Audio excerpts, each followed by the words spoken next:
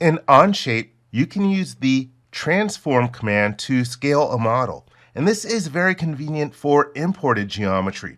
In my Part Studio, I have an import feature. I brought in a step file, and then I created a composite part from it.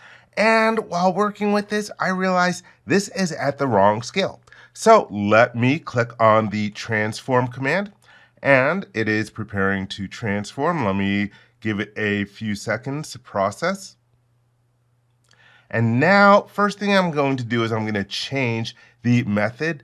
By default, it was set to translate by line. I'm going to change to the scale option. And then I need to choose the entities that I want to transform or copy. I'm going to pick the entire part out of the list down at the bottom.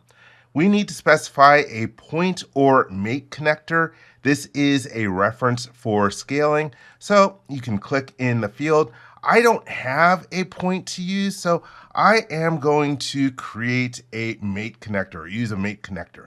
So I will click on the button to the right to select a mate connector. I'm going to hover my mouse right over this edge so I get a mate connector at the center. Once again, it's doing some processing. This is a very heavy model.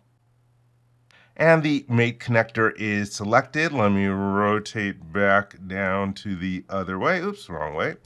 And let's enter in our scale. I'm going to use a scale of 4, so I'll plug in that value and hit the Enter key.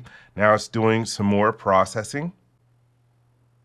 And we can see a preview of the scaled model. Let me zoom back out a little bit. And I'm happy with this, so I will hit the check mark. Let's let it process once more. And now it is finished. Let me change the orientation to how I want to look at it.